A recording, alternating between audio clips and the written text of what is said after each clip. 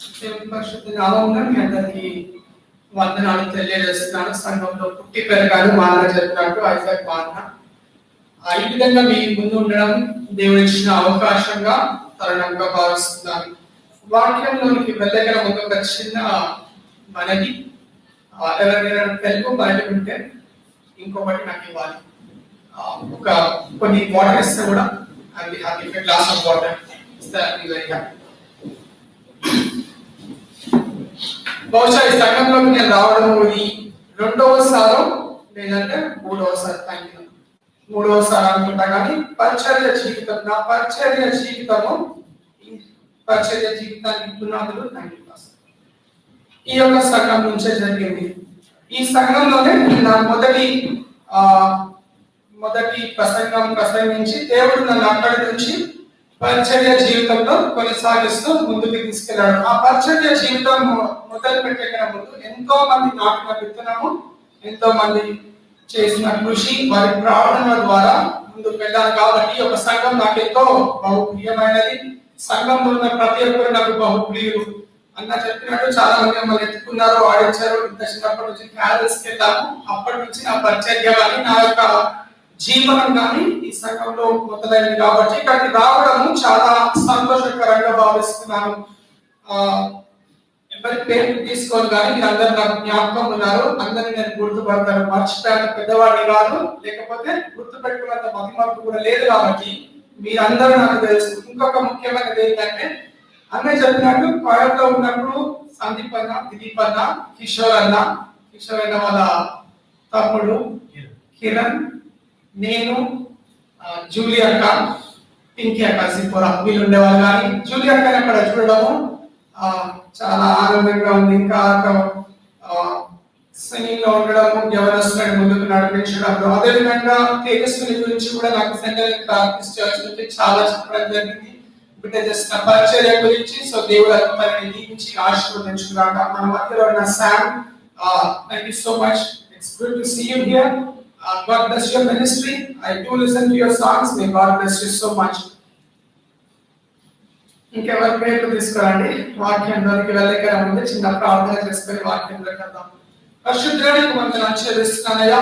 ఈ ఉదయకాల సమయంలో నీ యొక్క సన్నిధిని మా మధ్యలో ఉంచమని ప్రార్థిస్తున్నాను అయ్యా. మన యొక్క నోటి మాటలు, హృదయ ధ్యానములు నీకు అంగీకారంగా ఉండటకు నీ కృపని దయచేయమని అడుగుచున్నాను తండ్రి. వాక్య బోధనకి వెళ్ళే కన్నా ముందు నా సన్నిధిని మా మధ్యలో ఉంచమని కోరుతున్నాను. నేను మాట్లాడే ప్రతి ఒక్క మాటను కొట్టివేసి నీ యొక్క మాటలలో నింపమని కోరుతున్నాను తండ్రి. అయ్యా, వాక్యం పంచుతుండగా ఇక్కడ ఉన్న బిడ్డలందరినీ చెందికి అప్పగిస్తున్నాను. ఏ అవసరంతో ఇక్కడ ఉన్నారో నేను ఎరగను కానీ తండ్రి, నువ్వు ఇచ్చిన వాక్యాన్ని బోధిస్తుండగా నాయన మాతో మాట్లాడమని అడుగుతున్నాను తండ్రి. ఈ యొక్క వినికిడిని వెళ్ళగల ముందు నీ యొక్క సన్నిధి మా జీవితంలో ఉన్నతంగా ఉంచుకొని వెళ్ళిన కృపని దయచేయమని అడుగుచు వాక్యంలోనికి వెళ్తుండగా నీ యొక్క సన్నిధిని మాకు దయచేసి నువ్వు మాకు తోడని అడుగుచు యేసు నామములో వేడుకుంటున్నాము తండ్రి. ఆమేన్. డిసెంబర్ మాసం వచ్చిందంటే మన యొక్క దృష్టి మొత్తము క్రిస్మస్ అనే ఒక థీమ్ మీదకి వెళ్ళిపోతుంది. చాలా సార్లు క్రీస్తుని మనం జ్ఞాపకం చేసుకునేది రెండే రెండు సిచ్యువేషన్స్ అన్నమాట. చాలా జాగ్రత్తగా గమనించాలి. రెండు సిచ్యువేషన్స్ లో మొదటిది క్రిస్మస్ వచ్చినప్పుడు, రెండవదిగా గుడ్ ఫ్రైడే వచ్చినప్పుడు. ఆ రెండు దాటిన తర్వాత యథా రాజా తదా ప్రజ అంటే సండే వస్తాము, బైబిల్ వేస్తాము, వాక్యం వింటాము, తిరిగి బైబిల్ షెల్ఫ్ లో పెడతాము, మళ్ళా సండే చర్చ్కి వస్తాము. ఇది ఎవరితో ఖండించాలని మాట్లాడలే కానీ నీ జీవితం, నా జీవితం ఈ విధంగా జీవిస్తున్నాం అన్నమాట. ఎలా జీవిస్తున్నామంటే దేవుణ్ణి మర్చి జీవిస్తున్నాము. డిసెంబర్ మాసంలో ఉన్నాను, క్రిస్మస్ లో మాట్లాడక వచ్చాను కానీ క్రిస్మస్ సందేశం తేవడం లేదని ఒక ఖండిస్తున్న వచనాన్ని మీకు తెలియజేయాలని కోరుతున్నాను. పౌలు భక్తుడు ఎప్పుడైతే ఎఫెసీయుల గ్రంథంకి రాస్తాడో, రోమీయుల గ్రంథంకి రాస్తాడో ఎప్పుడు వారికి మంచి బోధన కాదు కానీ కఠినమైన బోధన చేశాడు. ఏంటంటే మీరు దేవుని సన్నిధిలో ఏ విధంగా ఉండాలి, దేవుని సన్నిధిలో ఏ విధంగా పెరగాలి అని ఒక బోధన తెచ్చాడు. ఎందుకంటే ఒక మంచి బోధకుడు లేకపోతే ఎవరినైతే ప్రేమిస్తారో వారి వద్దకు బెత్తం తీసుకొని వస్తారనమాట. మీ పిల్లలు కానీ తప్పు చేస్తే మొదటిసారి నవ్వు చేస్తారు. రెండోసారి కూడా సేమ్ తప్పు చేస్తే పక్క తీసుకెళ్లి ఖండిస్తారు. మూడోసారి కూడా సేమ్ తప్పు చేస్తే పెద్దం తీసుకొని రెండు కొడతారు. ఎందుకు అంటే తప్పిపోవద్దనే ఆలోచన నీకు నాకు మనకి ఉంది కాబట్టి మన పిల్లలని అదే మార్గంలో నడిపించాలని కోరుకుంటాము. ఒక చిన్న ఉదాహరణ చెప్పుకొని దేవుని యొక్క వాక్యంలోకి వెళ్దాము. చాలా సుపరిచితమైన ఉదాహరణ అండి. మా తాతగారు డేవిడ్ చిట్టుబాబు గారి సంఘంలోకి వచ్చిన ప్రతిసారి ఈ యొక్క ఉదాహరణ చెప్పేవాడు. ఈ ఉదాహరణ ఈ యొక్క వాక్యానికి ముడిపడి ఉంది కాబట్టి ఉదాహరణతో మొదలు పెట్టాలనుకుంటున్నాము. ఒక వ్యక్తి ఒక ఉద్యోగం చేయడానికి ఒక నావలో ప్రయాణించి ఒక నదిని దాటి వెళ్ళాలంటున్నారన్నమాట. ఈ నదిని దాటి ప్రతిరోజు అతని ఉద్యోగం వెళ్ళాలంటే ఈ నదిని దాటే వెళ్ళాలి. అయితే ఇతనికి ఒక భయం ఉందండి. చీకటి అంటే ఇతనికి చాలా భయం. అయితే ఏం చేస్తున్నారంటే ఉదయం అందరూ ఉన్నప్పుడే వచ్చేసి నది దగ్గర ఆ పడవలో ఎక్కి పడవలో ప్రయాణించేసి మళ్ళా సాయంకాలం 5 గంటల లోపల పనిని ముగించుకొని మళ్ళా అదే నావలో ఎక్కి అందరూ పడు రావడం చేస్తుంటాడు. ఎందుకంటే చీకటి భయం. ఒక రోజు ఉద్యోగంకి వెళ్ళాడు. బాస్ కొంచెం ఎక్కువ వర్క్ ఇచ్చేసాడు. ఎక్కువ పనిష్మెంట్ ఏం చేయాలో తెలియదు. పని మీద కాన్సన్ట్రేట్ చేస్తామంటే చీకటి అయిపోతుంది. చీకటి అంటే నాకు భయం. మరి ఏ విధంగా ముందుకెళ్ళాలో తెలియదు. ఒకవేళ పని చేయలేకపోతేమో ఉద్యోగం నుంచి తీసేస్తాడు. ఇంటికి లేకపోతేమో భార్య లోపలికి రాని అన్న భయము ఇతరులో పట్టుకుంది. ఇక పని మాత్రం చేయాలా, ఉద్యోగం పోషించాలా పిల్లలని కాబట్టి పని ముగించుకొని బయటికి వచ్చేయడానికి 9 గంటల 20 గంటల వారికి ఇక ఆయనకి ఏం చేయాలో తెలియదు. నావలో వెళ్ళాలో తెలియదు. చీకటి అంటే భయము. అప్పుడు ఎవరు గుర్తొచ్చాడండి ఈయనకి? కరెక్ట్ చెప్తారు కదా, దేవుడు గుర్తొచ్చాడు. ఈ టైంలో దేవుడు గుర్తొచ్చి నావలో ఎక్కడంట. నావలో ఎక్కి ఎలా అయ్యా దేవా, నాకు చీకటి అంటే భయము, నదిలో వదిలేసావు, నువ్వే ముందుకి నడిపించాలా అని తలంపు వచ్చిందంట. నావలో ఉండి కళ్ళు మూసుకొని ఒక పాట పాడడం మొదలు పెట్టాడంట. ఏం పాట? ఇది కూడా చాలా బాగా చెప్పారండి. నడిపించినావా నడిసంతమున దేవా. కళ్ళు మూసుకొని ఇక ఈదుడు కళ తీసుకొని పాట మొదలు పెట్టారు. నాకంత శ్రమ పడినా రాలేదు తప్పు చేయను. పాట పాడుతున్నాడు, ఈదుతున్నాడు, పాట పాడుతున్నాడు, ఈదుతున్నాడు. కానీ ఒడ్డు మాత్రం తీరానికి మాత్రం చేరుకోలేకపోతున్నాడు. ఈయనకి ఏం అర్థమైతే అయినా కానీ కళ్ళు మూసుకుంటా, ఈదుతూనే ఉంటా, కానీ ఒడ్డు చేయాలని కళ్ళు తెరవని కళ్ళు మూసుకొని ఇక్కడికి ఎలా తీసుకొని వెళ్తున్నాడు. మెల్లగా ఉదయకాలం అయితే పిచ్చుకల శబ్దం విన్నాడట. అయ్యో దారి తప్పిపోయాను, ఇక్కడికి వెళ్ళిపోయాను, అయినా పర్లేదు సూర్యుడు వచ్చే వరకు కళ్ళు మూసుకొని ఉంటా అని అదే విధంగా చేయడం కొనసాగించాడు. సూర్యుడు వచ్చేసారు. అయ్యో ఉదయం అయిపోయింది, ఇంటికి పోలేదు, మళ్ళీ ఉద్యోగంకి వెళ్ళాలా. ఎక్కడున్నామో కళ్ళు తెచ్చి చూస్తామంటే ఎక్కడున్నాడండి? ఎక్కడున్నాడో అక్కడే ఉన్నాడంట. ఆ ఓడ ఎక్కడ కట్టి ఉంటుందో ఆ తాడు తీయడం మర్చిపోయాడంట. రాత్రి మొత్తం నిష్కరపడ్డాడు. మన జీవితాలు కూడా అలానే ఉంటున్నాయి. క్రీస్తుని మరిచి జీవిస్తున్నాము. చాలా సార్లు క్రీస్తుని అవసరాల గురించి వాడుకుంటూ జీవిస్తున్నాము. మనకి ఎప్పుడైతే అవసరం మన యొక్క కట్టులో అప్పుడు దేవుని సన్నిధికి వెళ్ళడానికి ఇష్టపడుతున్నాం. కాబట్టి మన జీవితాలు ఈ విధంగా ఉన్నది.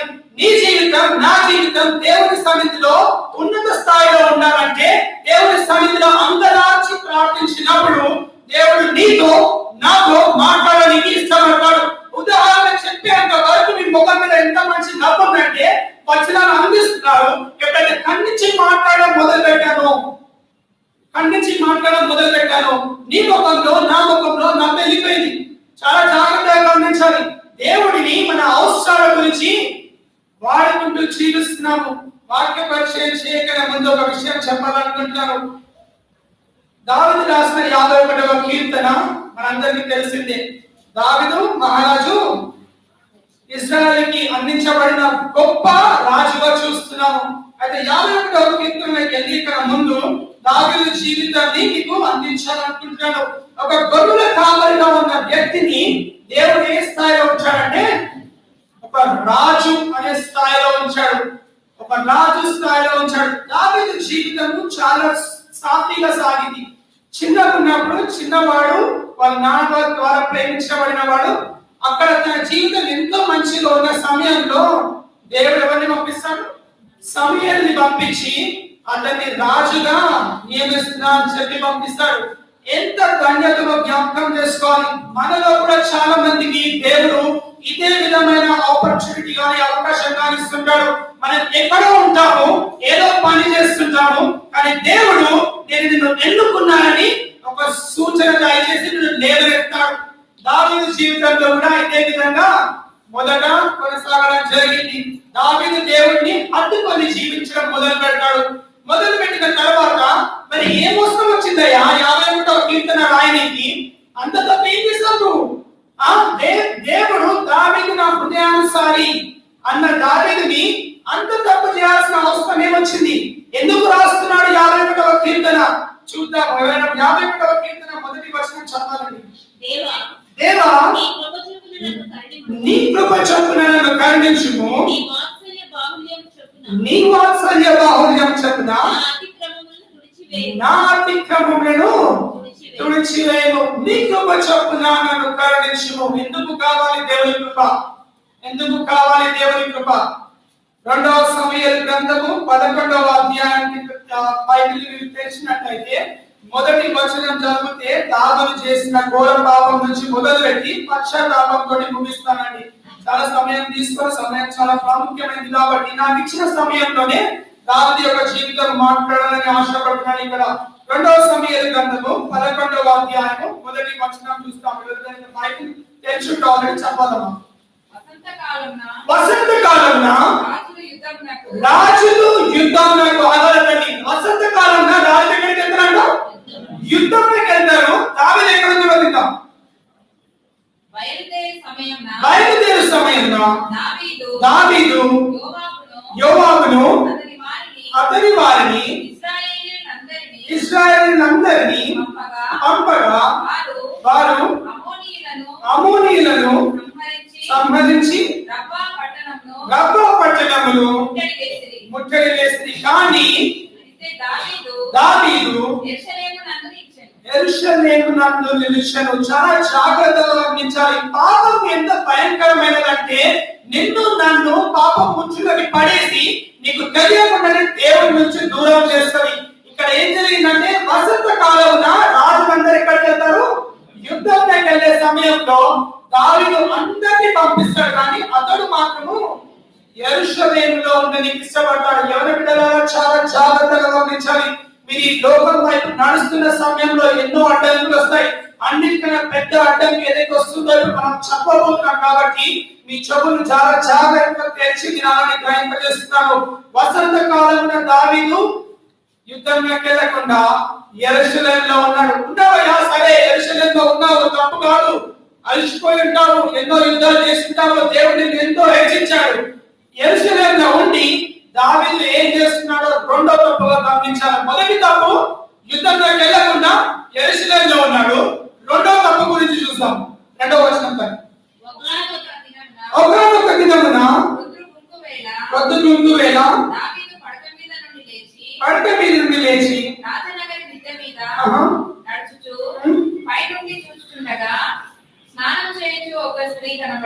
స్నానము చేయించు ఒక స్త్రీ కనబడెను. చాలా జాగ్రత్తగా గమనించాలి. దావీదుని ఎవరు ఎన్నుకున్నాడు? దావీదుని దేవుడు ఎన్నుకున్నాడు. దావీదుని దేవుడు ఎన్నుకున్న తర్వాత దావీదు యొక్క ప్రార్థన దేవుని సన్నిధిలో చూస్తే చాలా చాలా చాలా ఆశ్చర్యకరమైనది ఉంటుంది. దావీదు ఏమంటాడంటే, ఎక్కడో ఉన్న వాడిని నన్ను తీసుకొచ్చిన ఆయన ఉన్నత స్థాయిలో ఉంచాము, నీ కృప నా కుటుంబం మీద ఎంతో ఉన్నతంగా ఉందో అని దేవుడిని స్తుతిస్తాడనమాట.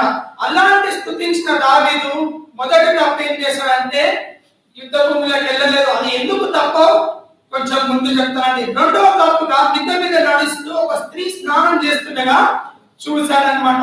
ఇప్పుడు మొదటి వచనం చూస్తే దావీదు రాసిన 51వ అధ్యాయం మొదటి వచనం చూస్తే, అయ్యా కృప చొప్పున నన్ను కరుణించుము, ఈ వాత్సల్య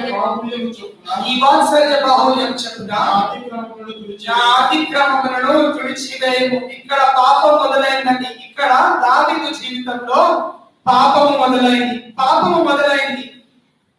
యుద్ధం మీకు వెళ్ళలేదు. మీది నుంచి ఒక అమ్మాయిని చూశాడు. 3వ వచనంకి చూస్తే చాలా దేవుని కన్నులో దిగజారిపోవడం మొదలు పెడతాడండి. 3వ వచనంకి వెళ్ళే ముందు ఒక మాట చెప్పాలనుకుంటున్నాను. దేవుడు మనుషులని లేవనెత్తుతాడు.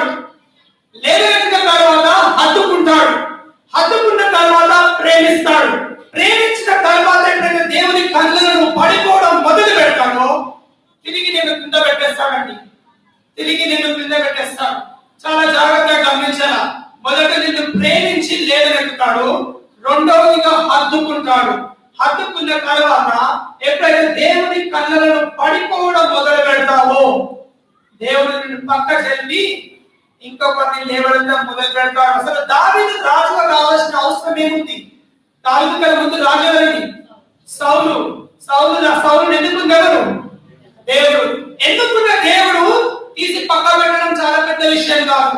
మీకు ఏం జ్ఞాపకం చేయాలనుకుంటున్నాను? ఎప్పుడైతే పాపాన్ని మీ జీవితంలో ప్రవేశపెడతారో దేవుని యొక్క ఉగ్రతకి గురి అవుతాడు. దేవుడు కరుణామయుడు, దయగలిగిన వాడు కాదంటలేను, కానీ పాపంని సహించడు, పాపంని సహించడు. 99 సార్లు పాపం చేసిన దేవుడు క్షమిస్తాడు. కానీ పాపం వల్ల వచ్చి జీవితం ఎందుకు జ్ఞాపకం చేస్తున్నాడు మనకి నేను చెప్పాలనుకుంటున్నాను. కానీ మీకు తెలుసు ఆ వచనం పాపం వల్ల వచ్చి జీవితం. 3వ వచనంలో దావీదు చేసిన ఘోరమైన పాపం చూస్తున్నప్పుడు 11వ అధ్యాయం 2వ సమూయేలు గ్రంథము 3వ వచనం. ఆమె బహు సౌందర్యవతి అయి ఉండుట చూచి దావీదు దాని సమాచారం తెలుసుకొనుటకై ఒక దూతను పంపెను. దావీదు దాని సమాచారం తెలుసుకొనుటకై ఒక దూతను పంపెను. అతడు వచ్చి ఆమె దావీదుని దేవుడు ఎన్నుకున్న తర్వాత దావీదుకి దేవుడు సమస్తం దయచేశాడు. ఒకవేళ దావీదు కోరుకున్నట్లయితే దావీదుని ఇంకా వారిచ్చే శక్తి సామర్థ్యము దేవునికి ఉంది. ఐశ్వర్యము ఘనత సమృద్ధిగా దయచేసిన దేవుడు నువ్వు ఒకవేళ అడిగి ఉంటే నీకు దయచేసేవాడయ్యా. నువ్వు ఏ పడుతున్నావు నీకు తెలుసుకుంటా అని దయచేసేవాడు. కానీ దావీదు ఇక్కడ ఏం చేస్తున్నాడంటే మిద్దె మీద నడుస్తున్న అమ్మాయిని చూస్తే తప్పై నాకు తెలిసినప్పటికీ సమాచారం కోసము ఆమె దగ్గరికి ఒక దూతని పంపాడనమాట. దాని తర్వాత రాస్తున్న 2వ వచనం 51వ కీర్తన 2వ వచనం చూడాలి మీరు. నా దోషము పోవునట్లు నన్ను బాగుగా కడుగుము, నా దోషము పోవునట్లు నన్ను బాగుగా కడుగుము, నా పాపము పోవునట్లు నన్ను పవిత్రపరచుము, నా పాపము పోవునట్లు నన్ను పవిత్రపరచుము. దావీదు సమాచారం పంపాడు. సమాచారం పంపిన తర్వాత 3వ వచనం చివరి భాగం చదవాలి. అతడు వచ్చి ఆమె ఏలీయాబు కుమార్తెయు హిత్తీయుడగు ఊరియాకు భార్యయునైన బత్షెబా అని తెలియజేయగా అక్కడ ఇక్కడ ఎవరి భార్యగా చదువుతున్నారండి? యూరియా భార్య చదివిన తర్వాత కూడా దావీదు ఇక్కడ ముందు వర్సెస్ చదవని కానీ దావీదు ఏం చేస్తారంటే బత్షెబాని తన రాజమందిరంలోకి తీసుకొస్తాడు అన్నమాట. అయితే ఈ యూరియా ఎవరంటే దావీదు కంట 30 మంది బలాశూరులు ఎప్పుడు చుట్టుండేవారంట. చాలా జాగ్రత్తగా వినాలి. 30 మంది బలాశూరులు ఎప్పుడు దావీదుకి చుట్టుండేవారు. ఎందుకుండేవారు? అతని ప్రాణాన్ని శత్రువుల నుంచి కాపాడడానికి 30 మంది 300 మంది అసలు 300 మందిలో 30 మంది చాలా ప్రియులు దావీదు చుట్టుండేవారు. ఒకవేళ నేను నా కుటుంబంలో 30 మంది ప్రియులను తీసుకుంటే 30 మందిని నాట్య మీద ఉంటుంది. మా అన్న గురించి మాట్లాడితే మా అన్న ఎవరో నాకు తెలుసు, మా అన్న భార్య ఎవరో నాకు తెలుసు, మా అన్న తల్లిదండ్రులు ఎవరో తెలుసు. ఈ 30 మంది కుటుంబాలు కూడా దావీదు నాలుక మీదనే ఉంటాయి కదండి. 2వ సమూయేలు గ్రంథము 23వ అధ్యాయము 39వ వచనం చదవాలన్నమాట. 2వ సమూయేలు గ్రంథము 23వ అధ్యాయము 39వ వచనం. హిత్తీయుడైన ఉరియా వారందరూ 37 అయితే ఇక్కడ జ్ఞాపకం చేసుకోవాలి ఏంటంటే దావీదుకి యూరియా ఎవరో తెలుసు, యూరియా భార్య ఎవరో కూడా తెలుసు. కానీ అప్పటికి ఈ హీనమైన పని దేవుని కన్నులో చేయడానికి ఇష్టపడతాడు అన్నమాట. ఇక్కడ ఒక సెకండ్ పాజ్ చేసి చూస్తే అమ్మా మీ జీవితంలో కూడా కష్టాలు విధంగా వస్తాయి. ఇదే విధంగా రావాలన్న అవసరం లేదు. కానీ పాపాన్ని ఎప్పుడైతే మన జీవితంలో ప్రవేశపెడతామో దేవుని ఉగ్రతకి గురి అవుతాము. గురి అయిన తర్వాత జరిగేది ఏంటంటే దేవునికి నీకు మధ్య ఏర్పరచబడిన దూరాన్ని ఇంకా మనం అందుకోలేమన్నమాట. ఎందుకంటే పాపం ఉచ్చుగా పడిన తర్వాత పాపం మిమ్మల్ని తీసుకొని తీసుకొని దూరం లాక్కుంటూ వెళ్తుంది. దావీదుకు ఆల్రెడీ తప్పు చేసేసాడని తెలిసిపోయింది. కానీ అప్పటికి ఈ నీచమైన పని చేయడానికి ఇష్టపడుతున్నాడు అన్నమాట. అయితే 3వ వచనం 51వ కీర్తన 3వ వచనం చదవాలి. నా అతిక్రమములు నాకు తెలిసి ఉన్నవి, నా అతిక్రమములు నాకు తెలిసి ఉన్నవి, నా పాపం ఎల్లప్పుడూ నా ఎదుట ఉన్నది. నా పాపములు ఎల్లప్పుడూ నా ఎదుట ఉన్నాయి. అంటే దావీదు ఈ పాపం చేసిన తర్వాత చేయక ముందే దావీదుకి పాపం అని తెలుసు. దేవుని కళ్ళలో ఇది పాపం అని దావీదుకి తెలిసిన తర్వాత కూడా దావీదు ఈ పాపం చేయడానికి ఇష్టపడ్డాడన్నమాట. వసంత కాలంలో రాజు యుద్ధానికి వెళ్ళాల సమయంలో దావీదు మాత్రం యెరూషలేములో ఉన్నాడు. అది ఎందుకు ఘోరమైన పాపం అంటే ఆ 11వ అధ్యాయం చదువుతూ ఒక చక్కటి మాట రాసిందని, ఇశ్రాయేలుతో పాటు దేవుని యొక్క మందసం కూడా యుద్ధ భూమిలో ఉంటుందండి. దేవుని యొక్క మందసము యుద్ధ భూమిలో ఉన్నప్పటికీ దావీదు యెరూషలేములో ఉండడానికి ఇష్టపడుతున్నాడు. అంటే నేను జ్ఞాపకం చేయాలనుకుంటున్న విషయం ఇది. మీరు దేవుని సన్నిధిని విడిచి లోకానుసారమైన జీవితం జీవించడానికి ఇష్టపడుతున్నారు. మీరు నేను సేమ్ ఒకటే కోట్ల నడుస్తున్నాం. కానీ ఎప్పుడైతే ఈ విధంగా నడుస్తామో దేవుని యొక్క ప్రేమకి, దేవుని యొక్క ఆప్యాయతకి దూరం అవుతుంటాము. దేవుని యొక్క మందసం యుద్ధం మీద పంపించిన దావీదుకు తెలియదా? దేవుని యొక్క మందసం అక్కడ ఉంటే నేను ఎక్కడ ఉండాలనుకున్నాను. దేవుని మందసం ఉపదేయ ఇంట్లో ఉంటే ఏం చేశాడు? వెళ్ళి పూలతో యెరూషలేముకి తీసుకొచ్చిన దావీదుకు తెలియదా దేవుని మందసం అక్కడ ఉంటే నేను అక్కడికి వెళ్ళాలని? కానీ యెరూషలేములో ఉండడానికి ఇష్టపడతాడు. చాలా సార్లు మనం కూడా ఆ విధంగా జీవిస్తాము. పాపం అని తెలుసు మనకి, కానీ ఇది చిన్న పాపము, దేవుడు క్షమిస్తాడు అని జీవించడం మొదలు పెడతాము. చాలా జాగ్రత్తగా గమనించాలి. అది అలా జీవించడంతో ఏమవుతుందంటే మీ కుటుంబాల్లో మీ పిల్లలకి ఉదాహరణ అవ్వడం మొదలు పెడతారు. పిల్లల కన్నా ఎక్కువ తల్లిదండ్రులతో మాట్లాడుకునే సమయంలో మీ పిల్లలకి ఉదాహరణగా మొదలవుతారు. మీరు చిన్న గొడవలైనా కానీ ఇంట్లో మాట్లాడింది ఏమవుతుందంటే మీ పిల్లలకి ఒక ఎగ్జాంపుల్ గా అయిపోతుంది. మా నాన్న మా అమ్మని తిడతాడు, మా మమ్మీ మా నాన్నని తిడుతుంది. రేపటి రోజు మా నాన్న నన్ను ఏమనంటే నేను కూడా తిట్టచ్చు, ఏం కాదు, తప్పలేదు, నేను కూడా తిట్టచ్చు. అలా పెంచుతున్నాం మన పిల్లలని. తప్పని అంటలేనండి. కాకపోతే దేవుని సన్నిధిలో ఎప్పుడైతే అంగలారుస్తూ ప్రార్థిస్తూ జీవిస్తామో పాపలకి దూరంగా జీవిస్తామని జ్ఞాపకం చేస్తున్నాను. 51వ అధ్యాయం 4వ వచనం చదవాలి. నీకు కేవలం నీకే విరోధముగా నేను పాపం చేసి ఉన్నాను. నీ దృష్టి ఎదుట నేను చెడుతనం చేసి ఉన్నాను. దావీదు ఈ కీర్తన రాసే ముందు బెత్షెబాతో పాపం చేసిన తర్వాత ఎవరికి తెలియదని ఆ విషయం మర్చిపోతాడు. ఎందుకంటే 4 గోడల మధ్య జరిగింది. మనం అందరం చెప్పుకునేది 4 గోడల మధ్య జరిగింది, బయట వరకు రాదనుకుంటాము. కానీ దేవుడు నమ్మదగిన వాడు, చూస్తున్నవాడు కాబట్టి ఎవరిని పంపిస్తాడంటే దావీదు దగ్గరికి నాతాను ప్రవక్తని పంపిస్తాడు. నాతాను ప్రవక్త వచ్చేంత వరకు దావీదు పాపము చేసి చాలా జాగ్రత్తగా తప్పించుకుంటాడు అక్కడ నుంచి. ఎందుకంటే రాజు కాబట్టి నన్ను అడిగే వాళ్ళు ఎవరు లేరు అనుకొని వదిలేస్తాడు. దావీదు అనుకుంటాడు నాతాను ప్రవక్త కూడా నా ముందు వచ్చి నిల్చోలేడు, నేను చేసిన పాపం అని చెప్పాడు అనుకుంటాడు. కానీ దావీదు ఉన్న ప్రదేశానికి నాతాను ప్రవక్తని దేవుడు పంపిస్తాడు. 12వ అధ్యాయం 2వ సమూయేలు 12వ అధ్యాయం చూస్తే నాతాను ప్రవక్త వచ్చి ఒక చిన్న ఉదాహరణ చెప్తాడు. చెప్పిన తర్వాత దావీదుకి అర్థమైపోతుంది, అయ్యో నేను పాపము చేశాను. పాపం ఎవరి సన్నిధిలో చేశాను? దేవుని సన్నిధిలో. అప్పుడు పశ్చాత్తాపం మొదలవుతుంది. ఒక చిన్న మాట చెప్పాలనుకుంటాను. పాపము చేసేంత వరకు అది పాపం అని తెలిసినా కానీ మీకు ఇష్టంగా ఉంటుంది. కాకపోతే ఎప్పుడైతే ఖండించబడుతుందో అప్పుడు పశ్చాత్తాపం మొదలవుతుంది. ఈ 4 వచనాలను చదివినప్పటి నుంచి మీకు ఒక మనిషి కానీ ఒక వ్యక్తి కానీ మనసులో వచ్చుంటారు. ఇతరులైనా ఉండొచ్చు, ఎవరైనా ఉండొచ్చు. అట్లాంటి ఒక వ్యక్తి అనేది మనసులో వచ్చుంటే మొదట క్షమాపణ అడగాల్సింది మీరు మీ జీవితంలో ఇరుగు పొరుగు వారు చేసింది కాదు, కానీ నేను చేసిన తప్పు గురించి దేవుని సన్నిధిలో అడగాల్సిన జ్ఞాపకం చేస్తున్నాను. చాలా సార్లు వాక్యం బోధిస్తుంటే అయ్యో నా జీవితంలో కూడా అయింది, ఎవరో చేస్తారు అనుకుంటాను. కానీ నేను నా జీవితం దేవుని సన్నిధిలో ఏ విధంగా జీవిస్తున్నానని మనిషి జీవిస్తుంటాము. ఎప్పుడైతే నాతాను ప్రవక్త దావీదు సముఖంగా వచ్చి చెప్పాడో దావీదు ఆ ఉదాహరణ చెప్పిన తర్వాత దావీదుకి చాలా కోపం వస్తుందట. అదేంటయ్యా ఉన్నది ఒక గొర్రె అంటే ఆయన గొర్రె తీసుకుపోయి విందు భోజనం పెట్టాడేంటి, ఆ వెళ్ళి ఎవరైతే ధనవంతున్నాడో అతన్ని వెంటనే శిక్షించాలి అన్నప్పుడు నాతాను ప్రవక్త చెప్తాడు, అది నువ్వే, ఆ శిక్ష నీకే పడాలి అన్నప్పుడు దావీదు భయపడతాడు. భయపడి దేవుని సన్నిధిలో పశ్చాత్తాపం కోరేక ముందు తన ప్రాణం నిమిత్తమై భయపడతాడు. పాపం చేశాడు, పాపం తప్పించుకున్నాడు. దేవుడు నాతాన్ని పంపించిన తర్వాత ఎప్పుడైతే నాతాను ప్రవర్తనని ఖండిస్తాడో అప్పటికి పశ్చాత్తాపం కల ముందు అతని జీవితం గురించి ఆలోచించినప్పుడు నాతాను ప్రవర్తన ఏం చెప్తానంటే, దేవుడు మరణాన్ని నీ జీవితంలో నుంచి కొట్టేశాడు,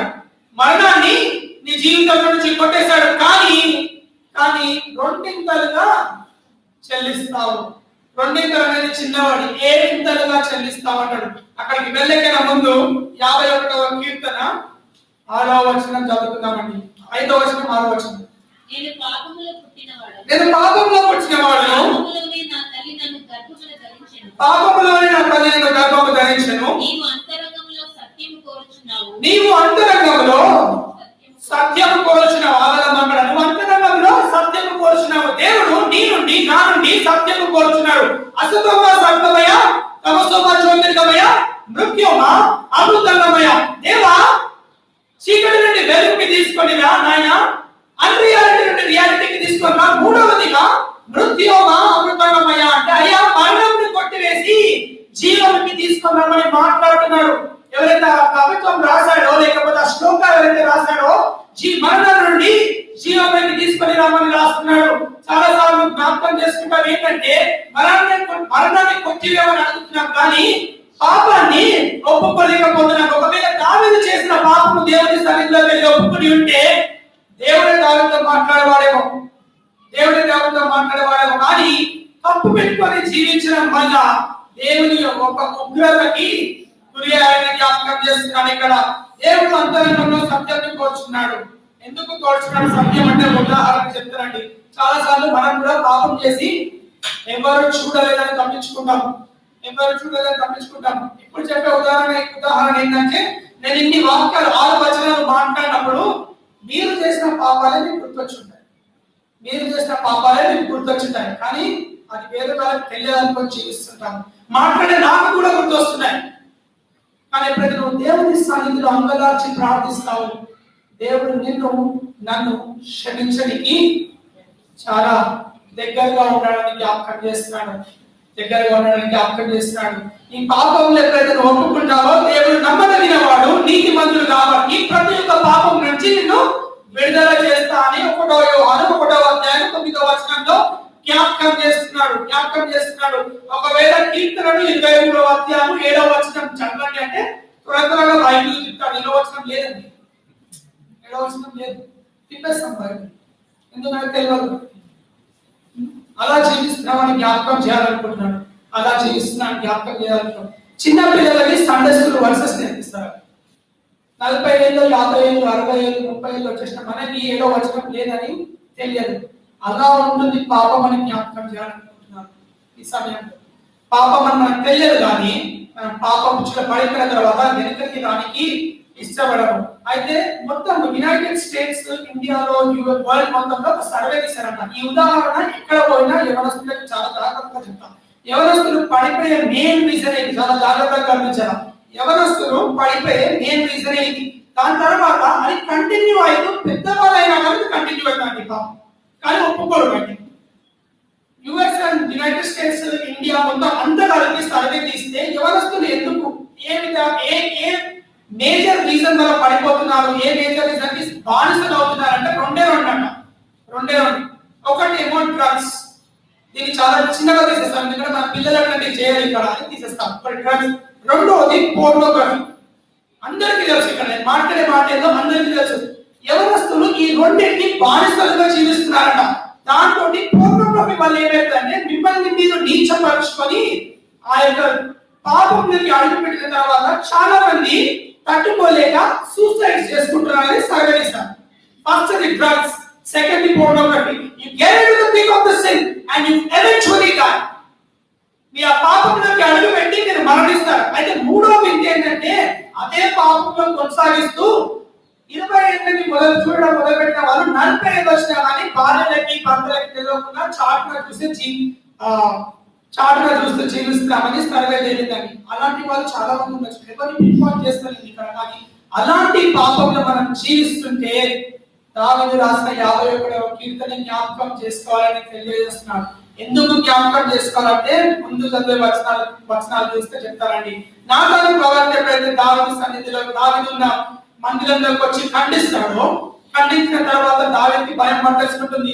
అయ్యో, పాపం చేసిన ప్రతి ఒక్కరిని దేవుడు సంహరిస్తాడు కదా, నన్ను కూడా చంపేస్తాడేమో అని. కానీ దేవుడు నమ్మదగిన వాడు, నీతిమంతుడు, చేసిన ప్రమాణాన్ని తీర్చువాడు. దావీదుని ఎన్నుకున్నప్పుడు ఏం చెప్పాడంటే, చిరకాలము ఈ యొక్క సింహాసనం మీద నీ కుటుంబం నుండి ఒక వ్యక్తి ఉంటాడు అని చెప్పిన దేవుడు దావీదుని అక్కడ ఉంచాలన్న తలంపు కలిగిన వాడు. కాబట్టి దావీదుకి మరణము రాదు. కానీ ఎప్పుడైనా 2వ సమూయేలు గ్రంథం చదవడం మొదలు పెడతారు, అక్కడ ఏం చూస్తారంటే తన సొంత కొడుకైన అబ్షలోము దావీదు యొక్క భార్యలను తీసుకొని దావీదు 4 గోడల మధ్య చేసిన తప్పుని యెరూషలేము అతని మందిరం నుండి మొత్తము రాజ్యము చూస్తుండగా దావీదు యొక్క భార్యలకి కొడుకు తప్పు చేస్తాడు.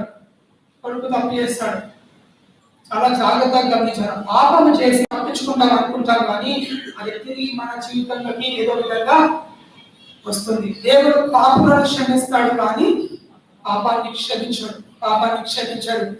దీనికన్నా నీచమైనది ఏముండదు. దావీదుకున్న భార్యలను మొత్తము తన కొడుకు చేతులకు అప్పగించాడు. ఎందుకు నీ ప్రాణాన్ని కాపాడిన హిత్తెత్తు భార్యలను తీసుకున్నాడు కాబట్టి నీ దగ్గర సమస్తాన్ని నీ కొడుకు చేతులకు ఇచ్చాడు. ఇంకా దావీదు బతికిన సచ్చిపోయిన ఒకటే అండి, ఆయనకు అర్థం కాలేదనుకుంటా. మన జనరేషన్ లో ఉంటే ఏం చేస్తారంటే ఉరేసుకొని చచ్చిపోతారు, పాయిజన్ తాగి చచ్చిపోతారు. తట్టుకోలేరండి, అంత పాపం తట్టుకోలేదు.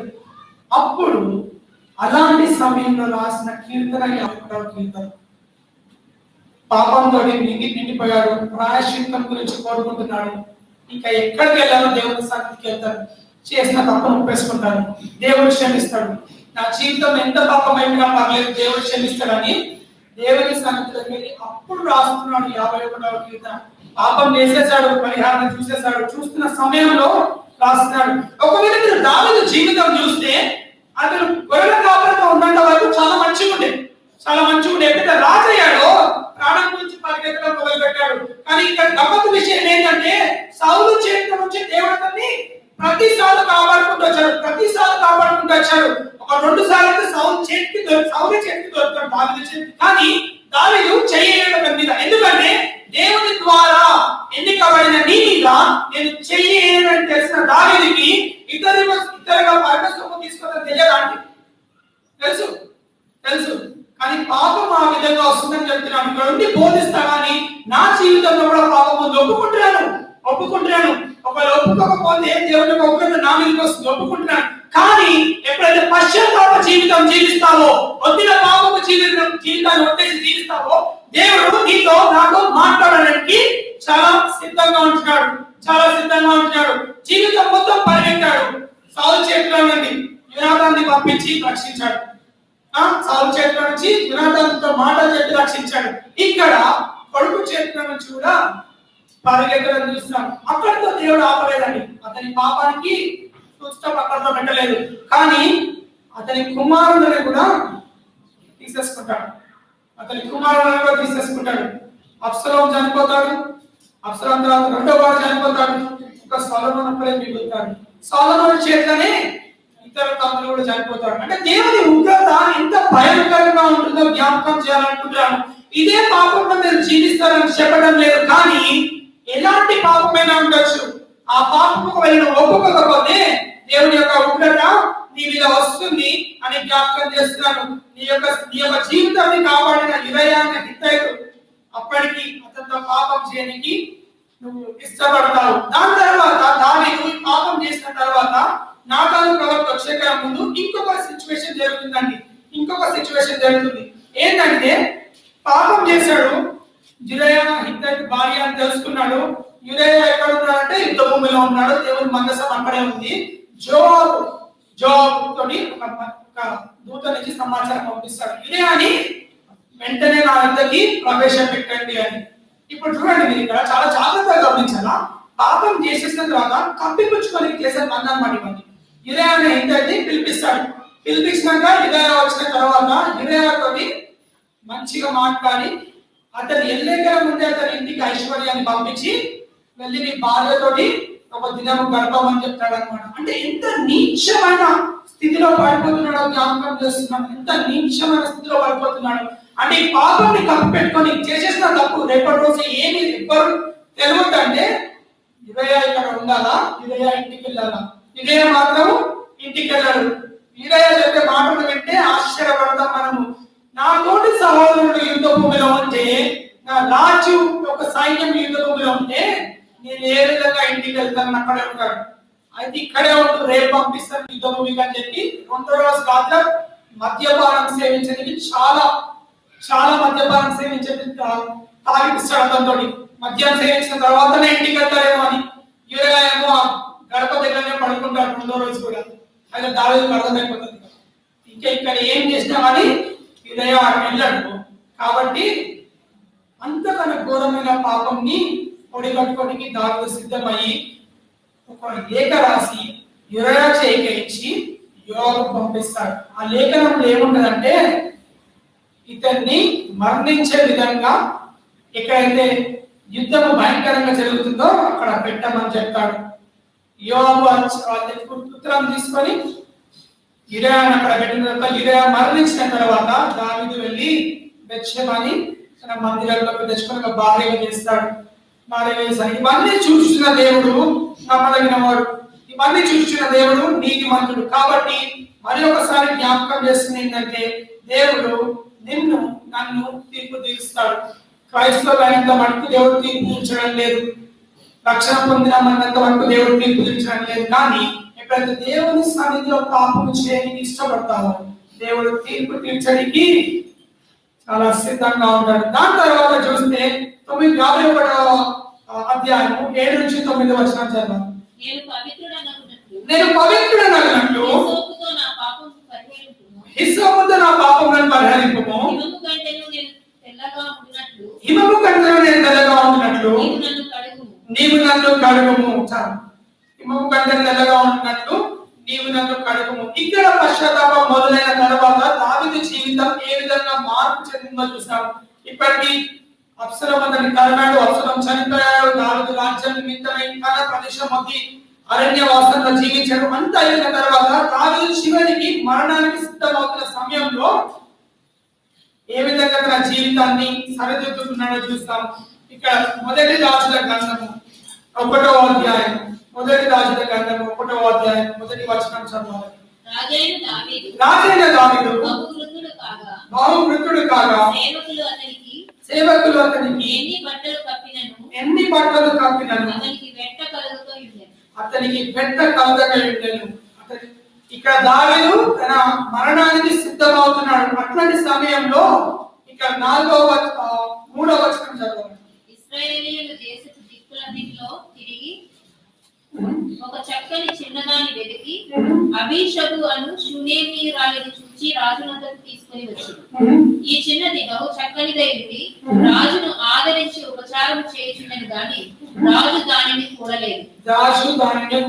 అంటే ఒకసారి చేసిన పాపం తర్వాత రాజుకు అర్థమైపోయింది. ఒకసారి చేసిన పాపానికే దేవుడు మరణం ఇయ్యలే కానీ మరణం కన్నా ఘోరమైన పనిష్మెంట్ ఇచ్చాడండి. ఇంకా నేను ఇంకా తప్పు చేయనని వృద్ధాపంలో ఉన్న దావీదు దగ్గరికి అభిషేక్ అనే షూనేమీయుడిని తీసుకొచ్చినప్పుడు దావీదు తప్పుకున్నాడు. ఎందుకంటే దేవుని కళ్ళలో పాపమని ఎదిగిన దావీదుకి ఆ తప్పు మళ్ళా చేయడము ఇష్టపడడు. అది పశ్చాత్తాప జీవితం. నువ్వు నేను ఏ విధంగా జీవిస్తున్నామంటే పాపం చేస్తాము, ఒప్పుకుంటాము, నీకు అదే పాపంలో జీవిస్తాం. కాబట్టి దావీదును జ్ఞాపకం చేసుకున్నంత దేవుడు జ్ఞాపకం చేసుకోలేకపోతున్నాడు. ఎందుకు మొదట దేవుడు ఎత్తుకుంటాడని చెప్పాడు కదా, ఎత్తుకొని హత్తుకున్నప్పుడు దేవుని చేతుల నుంచి జారిపోతున్నాడు. ఇప్పుడు ఇసుకని పట్టుకొని ట్రై చేస్తారని చెప్పి ఇసుకని పట్టుకొని ట్రై చేస్తారు, ఈ సందులో నుంచి పట్టుకోవచ్చు. నీకు అర్థం కాదు, మీ గుప్పిట్లో పట్టుకున్నంతనే ఉందనుకుంటారు కానీ యూ కీప్ ఫాలోయింగ్ గా మీరు పడిపోతారు అని మనకు తెలియదు. నువ్వు రియలైజ్ అయ్యే టైంలో నువ్వు తెచ్చలోపు కొంచెం మిగులుతుంది, కొంచెం మిగులుతుంది. మళ్ళా నువ్వు ఏం చేస్తావు? మళ్ళా ఇష్టం తీసుకుంటావు, మళ్ళా ఇష్టం తీసుకుంటావు. ఎందుకంటే మనుషుల యొక్క స్వభావము అలాంటిది.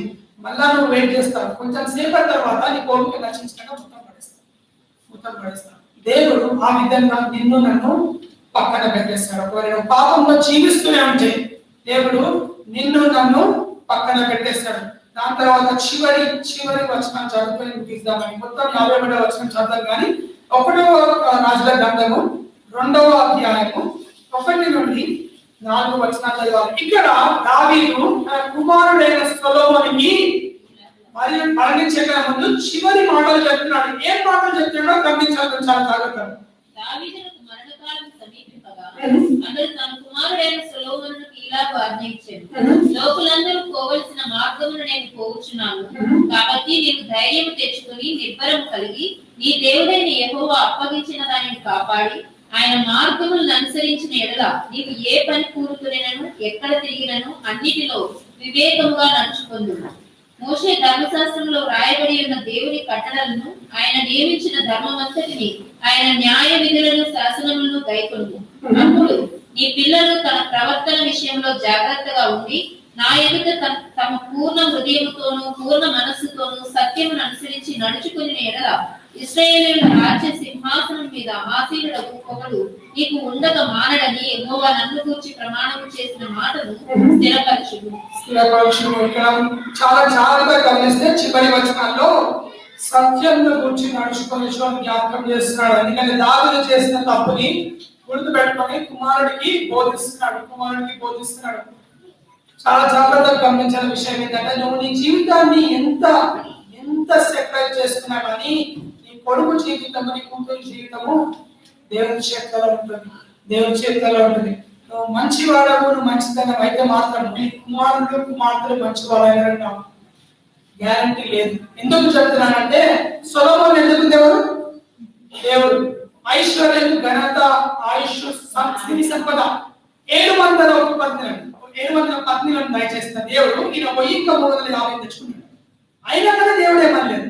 కానీ ఎక్కడైతే దేవుడు అతన్ని నియమించి స్థాపించాడో అక్కడనే పాపం చేయడం మొదలుపెట్టిన సొలొమోను చేతిలో నుంచి దేవుడు రాజ్యాన్ని తొలగిస్తాడు. ఎందుకు జ్ఞాపకం చేస్తున్నానంటే పాపము చాలా భయంకరమైనది. నిన్ను నన్ను అణిచివేస్తుంది, మనం అనుకోని విధంగా తీసేస్తుంది. నీ పిల్లలను చూస్తున్నావచ్చు, నీ పిల్లలను సెక్రైజ్ చేస్తున్నావచ్చు. కానీ నువ్వు దేవుని సన్నిధిలో మోకరించి అంతలాచి ప్రార్థన చేయకపోతే సాతానుడు వచ్చును, నీ పిల్లలు చిక్కబడతారు. ఎవరి బిడ్డలు చాలా జాగ్రత్తగా గమనించాలి. ఈ వాక్యం ఎప్పుడైతే బోధిస్తున్నానో మీ మనసులకి చాలా విషయాలు తచ్చుంటాయి, కానీ ఆ విషయం అంతటిలో దేవుడికి ప్రధాన స్థానం ఇస్తున్నామా, నువ్వు ఆలోచించిన ప్రతి విషయంలో దేవుడిని నిలపగలుగుతున్నామా అని జ్ఞాపకం చేసుకోవాలని తెలియజేస్తున్నాను. ఒకవేళ నీకు వచ్చిన తలంపులన్నింటిలో దేవుడు ఉన్నాడు అనుకో, నీ జీవితం దేవుని చేతిలో ఉంది. నీకు వచ్చిన తలంపులను దేవుడిని పెట్టలేకపోతున్నావు అంటే నీ జీవితాన్ని సరి చేసుకోవాలని జ్ఞాపకం చేస్తున్నాను. అది ఎలాంటి పాపమైనా ఉండొచ్చు, ఎలాంటి చిన్న విషయమైనా ఉండొచ్చు. కానీ ఒకవేళ దేవుని సన్నిధిని ఒప్పుకోలేకపోతే అదే పాపంతో జీవిస్తావు. 20 ఏళ్ళు గడిచిన తర్వాత ఇక్కడ కూర్చోబెట్టావు, కానీ అదే పాపంలో జీవిస్తావు. ఎప్పుడైనా నువ్వు ఆ పాపంని ఒప్పుకుంటావు, దేవుడు నీ జీవితంలో రానికి కాకుండా మాట్లాడడానికి ఇష్టపడడానికి జ్ఞాపకం చేస్తున్నాడు. దావీదు గ్రహించిన దావీదు 51వ కీర్తన రాస్తూ చివరి వచనాలు రాస్తూ వచ్చినప్పుడు ఏం చెప్తున్నాడంటే, అయ్యా నన్ను క్షమించిన ఆయన, నన్ను క్షమించు, నీ ఉగ్రతను నా నుంచి తీసేయమని చెప్తున్నాడు. 9వ కీర్తన చూస్తే అక్కడ చాలా చక్కటి మాటలు రాస్తాడు. మా దినములు 70 సంవత్సరాలు, అధిక బలం అయితే 80 సంవత్సరాలు, కాకపోతే మరణము తప్పదు. కానీ ఆ మరణానికి జీవానికి మధ్యలో దేవుని స్థానిని నీతో ఉన్నానని జ్ఞాపకం చేస్తున్నాను. ఎప్పుడైతే మరణానికి జీవానికి మధ్యలో దేవుని స్థానిని నీతో ఉంటుందో నిన్ను దేవుడు లేవనెత్తి ఉన్నత స్థాయిలో ఉంచుతాడు. ఐజాక్ చెప్పిన విధానంగా దేవుడు కొంతమందిని ఒక ప్రదేశం నుంచి తీసుకెళ్లి ఇంకొక ప్రదేశంలో పెడతాడు. పరిచర్య కన్నా ఇంపార్టెంట్ విషయం చెప్పాలి కాబట్టి ఎప్పుడైతే నీకు అర్హత లేదో దేవుడు తీసేస్తాడు. నాకు ఈ అర్హత లేకపోతే నా స్థానంలో దేవుడు ఇంకొకరిని తీసుకొచ్చి పెడతాడు. చాలా జాగ్రత్తగా జ్ఞాపకం చేస్తున్నాడు. చక్కగా బిడ్డకు కీబోర్డ్ ప్లే చేసిన అక్కడ గిటార్ ప్లే చేస్తాడు. దేవుడు అర్హత లేదు అని నీకు గ్రహించినప్పుడు నీ స్థానంలో ఇంకొకరిని తీసుకొచ్చి నిలబెడతాడు. ఇంకొకరిని తీసుకొచ్చి నిలబెడతాడు. దావీదు ముందు సౌలు ఉండే. సౌలు ఎందుకున్నది దేవుడే. సౌలుని జరిపేది కూడా దేవుడే. ఎందుకు జ్ఞాపకం చేస్తున్నాడు? ఒకవేళ ఈ వాక్యం మొత్తం మాట్లాడిన సమయంలో మీ జీవితంలో మీకు సూచనకరమైన విషయాలు జ్ఞాపకం వస్తే దేవుడిని క్షమించమని కోరుతున్నాను. క్రిస్మస్ యొక్క నిజమైన సందేశము క్రీస్తు పుట్టడంలో లేదు, కానీ క్రీస్తుని హృదయంగా ఉంచుకోవడం. ఎప్పుడైతే ఆయన కట్టడను ఆజ్ఞాపించి ముందుకు నడుస్తావో దేవుడు నిన్ను నన్ను ఆశీర్వదించడానికి చాలా సిద్ధంగా ఉన్నాడు. దేవుడు శ్రీ వాక్యం దీవించిన ప్రార్థన పెట్టుకున్నాం. పరిశుద్ధానికి వందనాలు చెల్లిస్తున్నామయ్యా. అయ్యా, ఈ వాక్యం ద్వారా నువ్వు నాతో మాట్లాడిన విధానం బట్టి వందనాలు చెల్లిస్తున్నాను. తల్లిదండ్రుల పాపంలోని గర్భం ధరించినది నాయన, అప్పటికి నీ మితిలేని కృప, నీ ఉన్నతమైన ప్రేమ, నీ దయగల హస్తములలో మమ్మల్ని ముందుకు నడిపించిన విధానం బట్టి వందనాలు చెల్లిస్తున్నాను. దేవా, ఏమిచ్చి నీ రుణము చెల్లించుకోగలము తల్లి. ఆయన మనం చేసిన పాపంలో ఒప్పుకుంటున్న నమ్మదగిన వాడు కాబట్టి, నీతిమంతుడు కాబట్టి నాయన పాపం క్షమించమని కోరుతున్నాను తండ్రి. ఇక్కడ ఉన్న ప్రతి ఒక్క యవన బిడ్డలని చేతికి అప్పగిస్తున్నాను. యవన కాలం ముందు నాయనాన్ని కాలం మోయటకు ఈ బిడ్డలని లేఖనెత్తి సిద్ధపరచమని అడుగుతున్నాను తండ్రి. బలవంతుని చేతిలో బాణం వలె ఉండటకు ఈ బిడ్డలను తీర్చిదిద్దమని అడుగుతున్నాను తండ్రి. ఉన్న ప్రతి ఒక్కరు నీ చేతికి అప్పగించుకుంటున్నాను. మా అందరిని నీ చేతికి అప్పగించుకుంటున్నాను. నీ వాక్యం ద్వారా మా హృదయాలను తృప్తిపరిచిన విధానం కూడా వందనాలు చెల్లిస్తున్నామయ్యా. ఇక ద్వారాలను నుంచి బయటికి వెళ్తుండగా మా పాపం నీ ఒప్పుకొని వెళ్ళిన శక్తిని దర్శనం అడుగుచు ఇక ప్రోగ్రామ్ మొత్తంలో నీ సన్నిధిని నుంచి నీ కృపై నాకు దర్శనం అడుగుచు. చేసిన ఉంటూ వెళ్తున్నాం.